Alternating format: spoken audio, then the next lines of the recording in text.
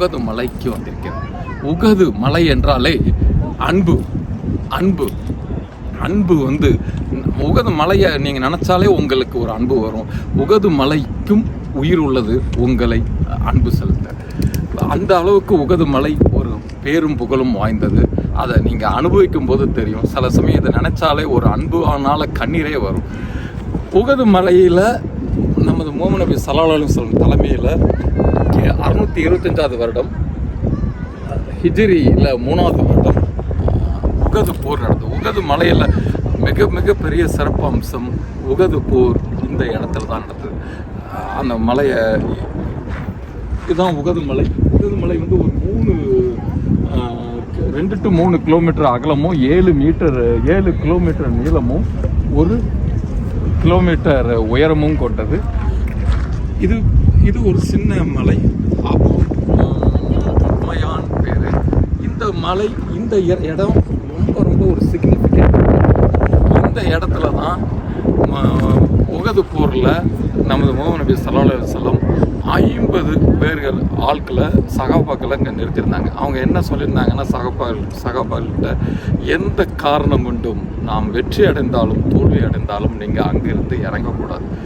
வர்ற குறைசி மெக்காவிலிருந்து வரும் குறைசிகளை நோக்கி உங்களுடைய வில்களும் வேல்களும் அம்புகளும் வேல்களும் பாயணும். இந்த உத்தரவு தான். எந்த வெற்றி பெற்றாலும் இறங்கக்கூடாது, தோல்வி அடைந்தாலும் இறங்கக்கூடாது, என்னுடைய உத்தரவு வரும் வரை இறங்கவே கூடாதுன்னு 50 பேர். இது ஒரு பயங்கர ஸ்ட்ராட்டஜிக் பாயிண்ட். இந்த இடத்துல இருந்தால் யாரும் மெக்காவிலேருந்து மெதினாவுக்குள்ளே உள்ள நுழைய முடியாது. அந்த அளவுக்கு ஒரு சிக்னிஃபிகண்ட் பாஸ்ட் இந்த மலை.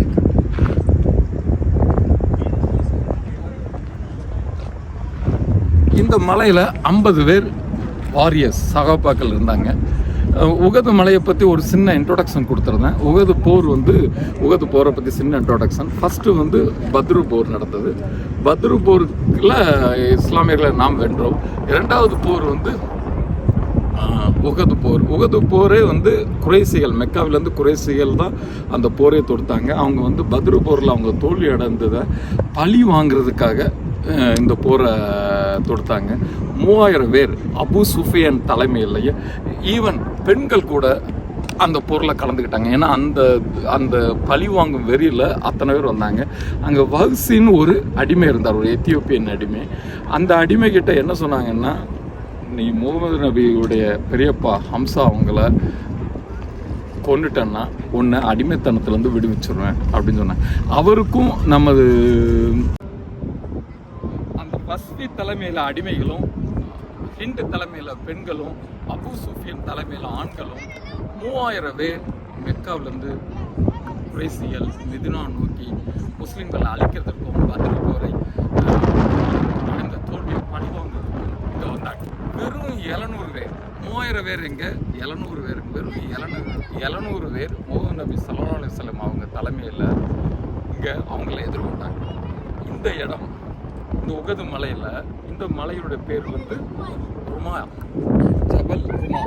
இந்த மலையினுடைய இந்த இடத்த பாருங்கள். இதுதான் இந்த ஸ்ட்ராட்டஜிக். இந்த இடத்துல 50 வாரியர்ஸை நிறுத்தி வச்சுருக்காங்க.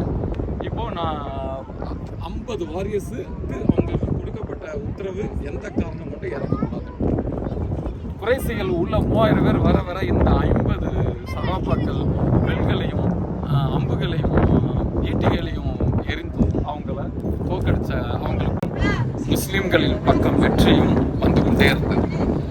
குறைசிகள் அவங்களுடைய ஆயுதங்கள், அவங்களுடைய பொருட்கள் எல்லாம் அந்த இடத்துல போட்டு அப்படியே மாட்டதை பார்த்துட்டு அந்த 50 பேர்ல 40 பேர் கீழே இறங்கிட்டாங்க. எதுக்கு? அந்த பொருட்கள் எல்லாம் எடுக்கிறதுக்கு. முஹம்மது நபி ஸல்லல்லாஹு அலைஹி வஸல்லம் அவர்கள் உத்தரவை மீறி இறங்கி நடத்திட்டாங்க. இங்க வெறும் 10 பேர் தான் இருந்தாங்க. அங்க குறைசிகள்ல ஒரு திறமை வாய்ந்த, மிக மிக திறமை வாய்ந்த ஒரு வீரன், ஒரு படைத்தளபதி இருந்தார், காலித் பின் வாலித் ஹிஸ்டரியை எல்லாருமே தெரிஞ்சிருப்பாங்க. தெரியாதவங்க அவருடைய ஹிஸ்டரியை படிச்சுக்கோங்க. காலித் பின் வாலித் பின்புறம் வழியா, இந்த மலை பின்பகுதி வழியா மேலே ஏறி இந்த 10 பேரை சகிதாக்கிட்டாங்க. இந்த 10 பேர் இறந்துட்டாங்க.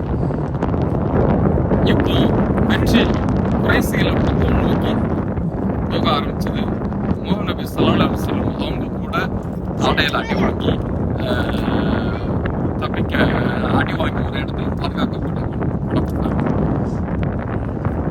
முஸ்லிம்களின் படைத்தளபதி, மிக முக்கியமான படைத்தளபதி ஹம்சா அலிவர்கள். அவங்க வந்து நம்ம சலானா அவங்களோட பெரியப்பா. அவங்கள ஒரு வசிங்கிற ஒரு அடிமை நல்ல சந்தர்ப்பத்தை பார்த்து ஒரு ஈட்டியை வச்சு அவங்கள சகிதாக்கிட்டாங்க. அவங்களுடைய பாடியை கண்ட துண்டமா வெட்டி உள்ள இருக்கிற எல்லாம் எடுத்து சாப்பிட்டாங்க. அந்த அளவுக்கு